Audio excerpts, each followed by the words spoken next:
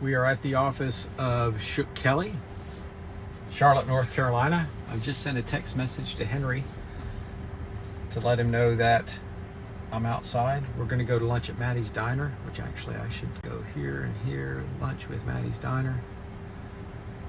It's about 15-20 minutes away. And a couple of things.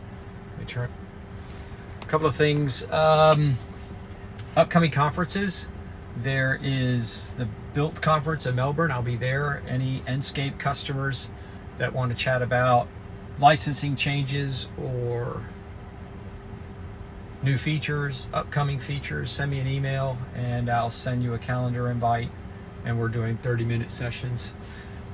Leadership Retreat's coming up. I've just done a post today. Here's Henry. And so we'll do we'll have the menu released hopefully by the end of this week. Charles. Hey, Henry. Hey, Phil. Chef Charles and I just wrapped up the menu, I think, for last night. There you go. Anything exotic on the menu? Anything exotic? Everything in French is exotic. Yes. You could say daily soup, and they go, I don't know if I want daily soup, but if they say soup du jour, they're excited. Exactly. You should, I wonder if we're doing this right. Do you have your phone on you? Yeah, I can tell you how to get there. No, can you use your phone as a monitor to make sure that this is actually going out there? Yes. It's I think I can do it on here if I go to streaming. Because I never know.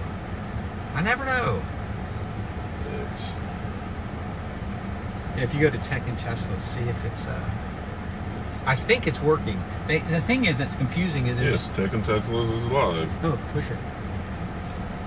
Oh, it works. Okay. So there we go. There we are.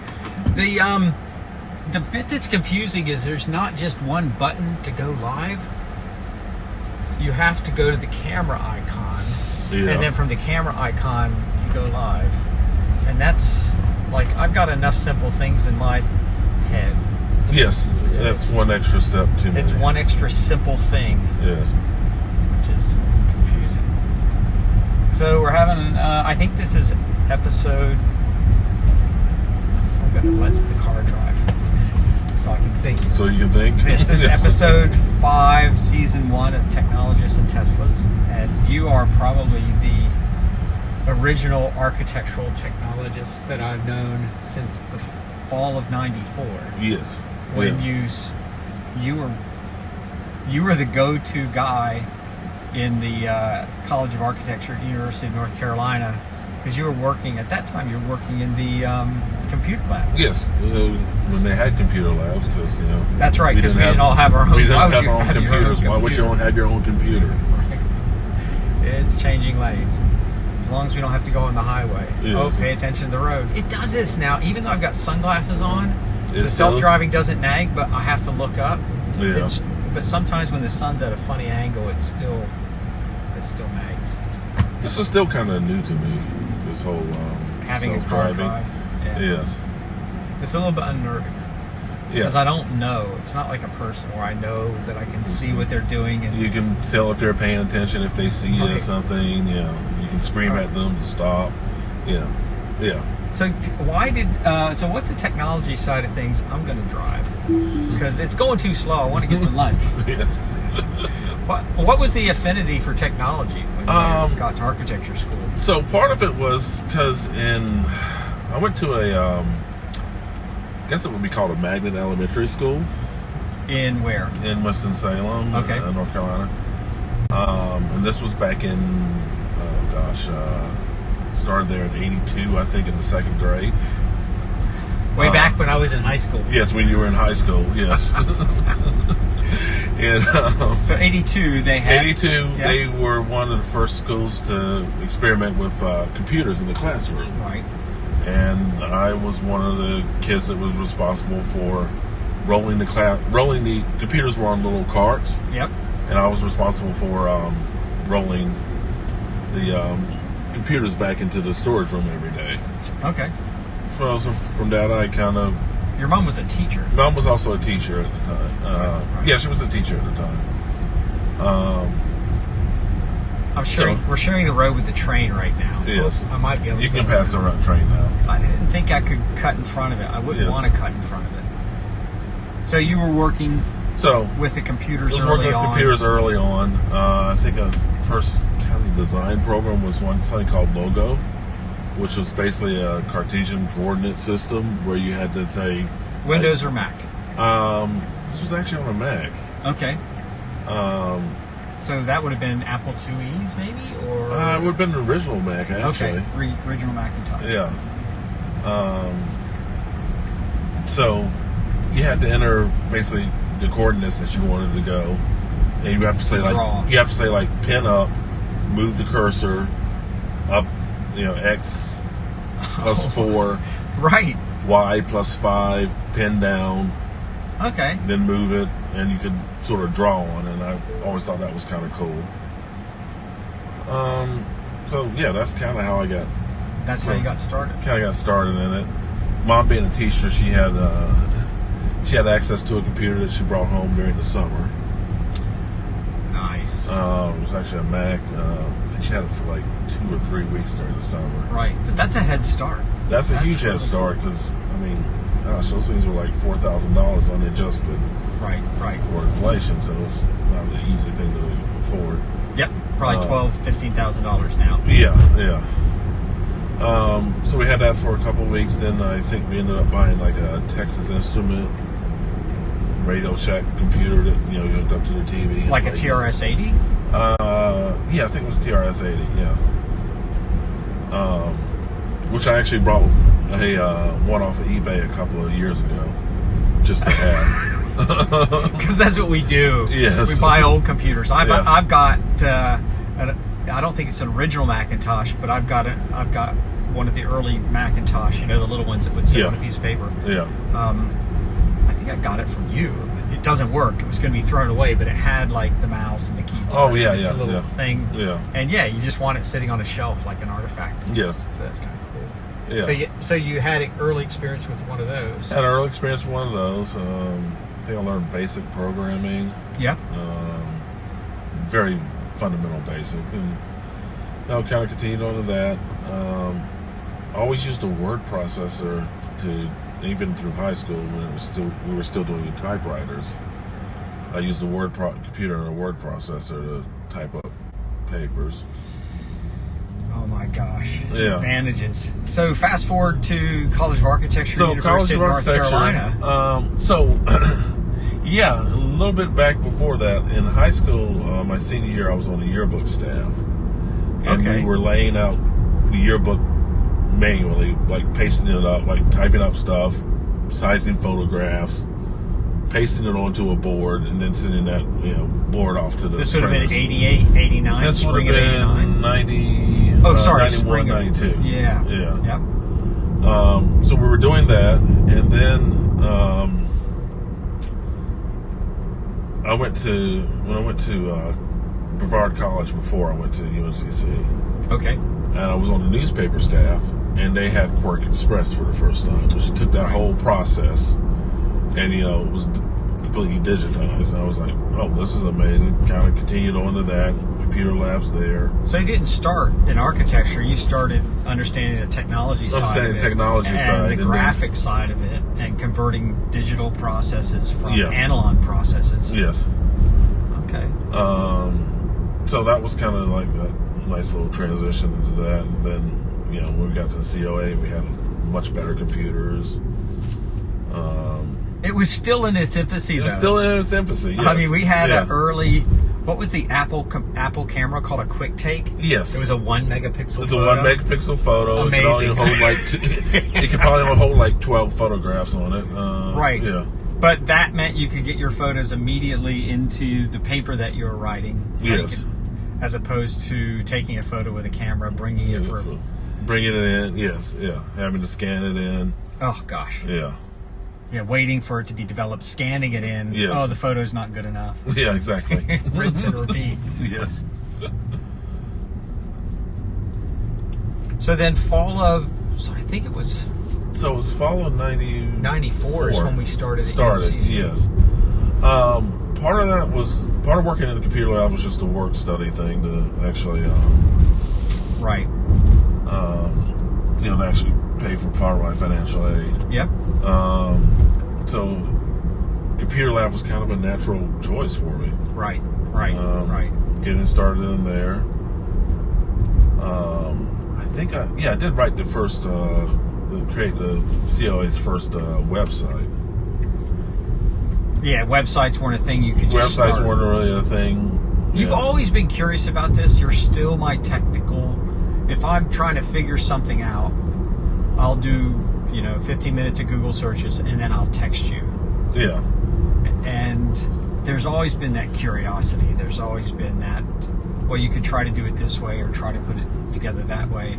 I mean, architecture school, you've been curious about architecture as well, but the technology side of it, I don't know how you could practice now without the technology. Yeah, you can. And make money. Yeah. I mean, I guess if you got a real nice client, a residential client, and you can draw stuff by hand. Right. Maybe. So a firm of one. Yeah. With, Can you submit drawings to Charlotte? They actually charge you extra if you submit it on paper. If you don't submit digital... If you don't submit digital documents, yes. They charge extra. They charge extra for Okay, that. so you might save money by not buying a computer, not buying software, not learning how to use it. Like, pencils are cheap, paper is cheap. Yeah. But then it's going to cost you money to get your plans reviewed. It's going to cost you a little bit more. Right. Maybe another couple $100 or more for the review it by hand. Gotcha. And I think they take the paper copies and digitize it. Yeah. To put it in their system. Put it into their system. What are the big changes? I mean, what did you think? There have been enormous changes in the standard things, or how much information you can manage, the file sizes, the computer capacity in terms of memory, hard drive, GPU, CPU. But what stuff has not really changed that much? What has not changed that much? Good question. What processes are still fairly manual, even though we might do them in the computer? Like Photoshop, right? That's still a manual process. It's still a manual process, although some of the AI stuff and some of the sequencing, shortens that up. Notes are still kind of people taking somewhat notes. Manual. Yeah. There was a time there where I think with the first iPad, I was trying to take notes. And then it just became like, no, I should just write these down on paper. Yeah, yes. It just wasn't, it didn't feel comfortable, and it felt distracting typing in front of someone. Yeah, one of the things that I've been playing with is the AI note takers now. What's a good one that you found? I haven't, because everything's on Zoom now. The Zoom note taker is pretty good.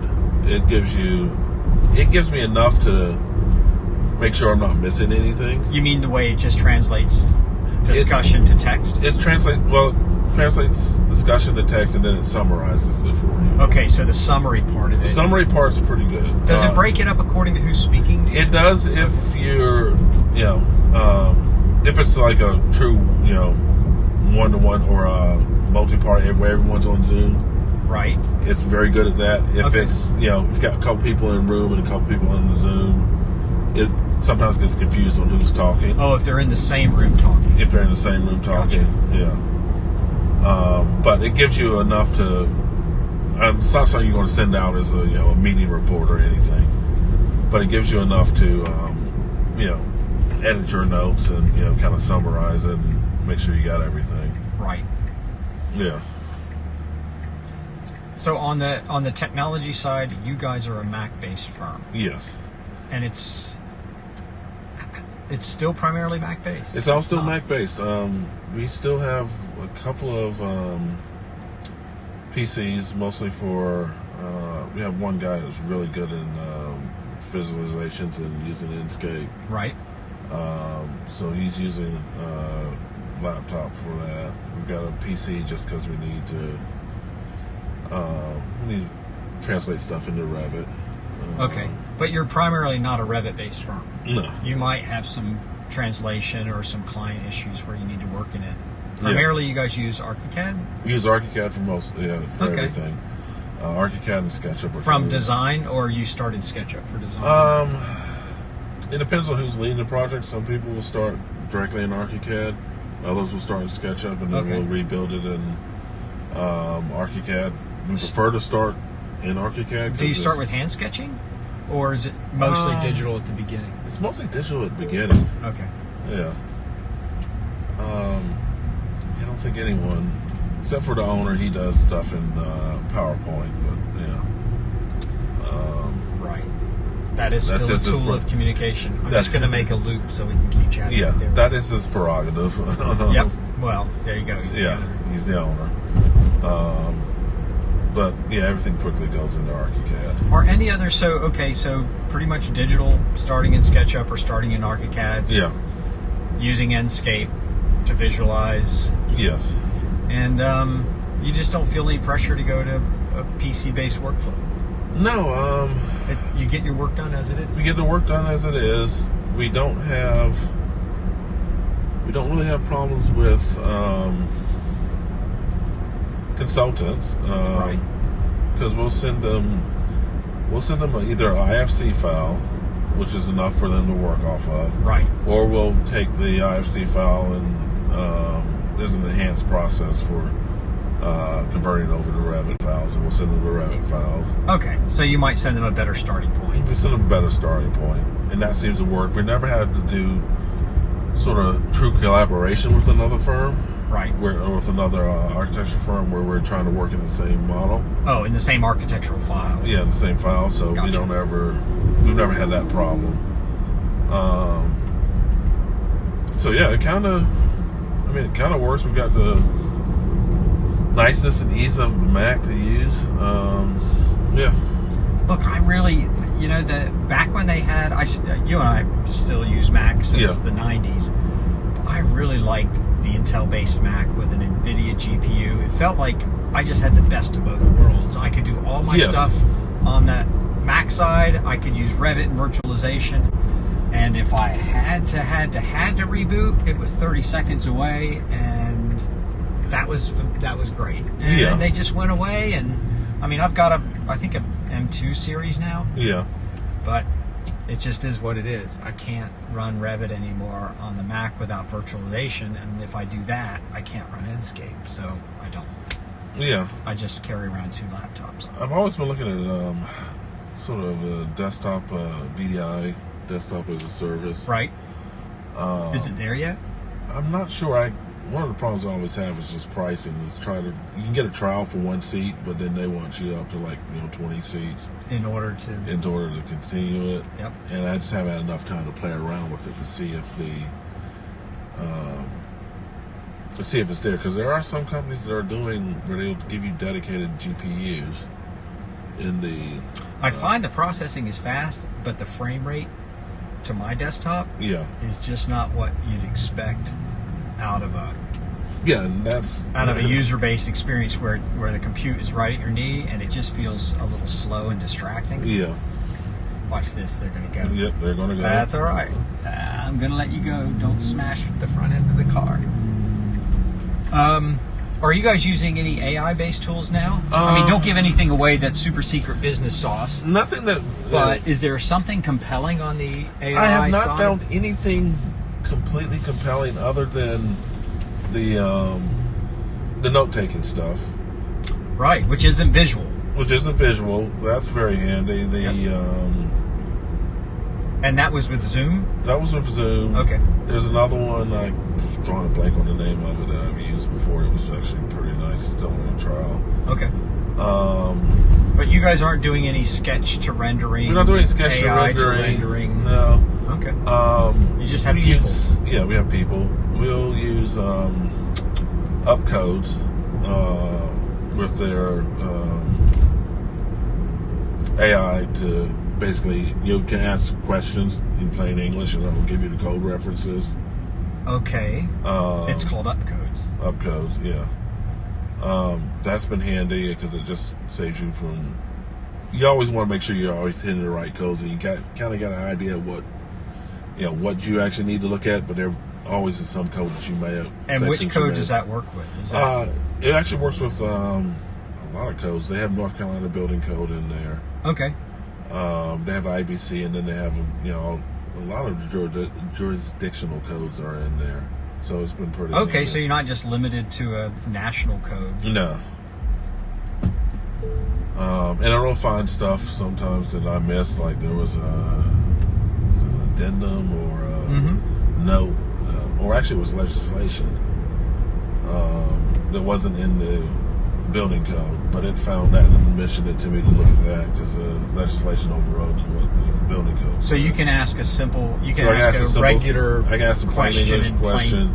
Gotcha. And it'll give me an answer, a narrative answer, and then here's the code reference that you need to look at. Here's the legalese that we're referencing. Yeah. Okay. So that's handy. That's very handy. Can I ask you any questions can I ask you about the leadership retreat? Because that's coming up. Yes.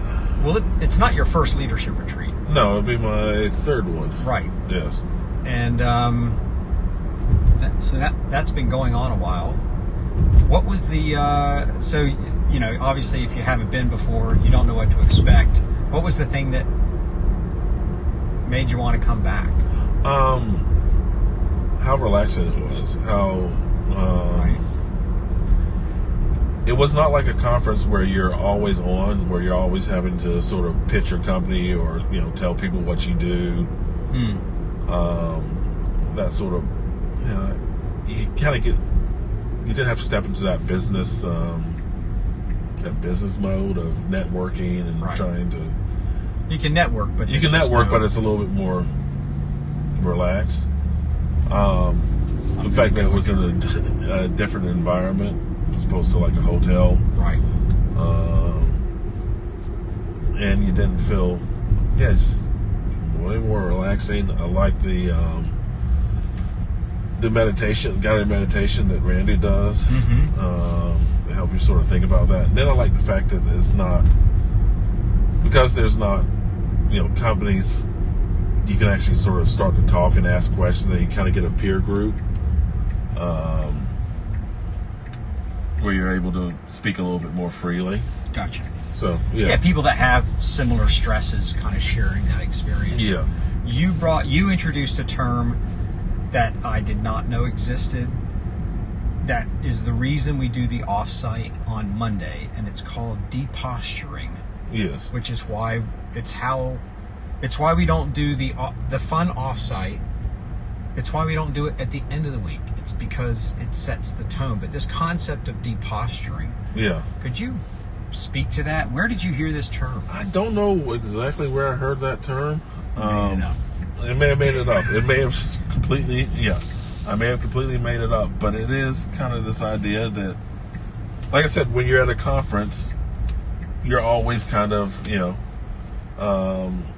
waiting, and you're always kind of in that business, like, I need to market myself, I need to sell the company, I need to sell whatever it is, I need to prove my expertise on stuff, where that's not here. That's not that conference. It's kind of, Yeah, when Randy and I and Adam were talking about doing this conference, we had this idea that we would do some kind of fun wrap-up event, which is typically how it goes, right? Yeah, you do all your work first. You do all your work, and then you have it, and then you have this kind of fun thing. Yes. And, but when you talked about it in terms of deposturing, I thought that is just a brilliant way to approach it, and it's not about being your formal self all week and then relaxing and kind of becoming your true self. Yeah. We should do that at the beginning. Yes.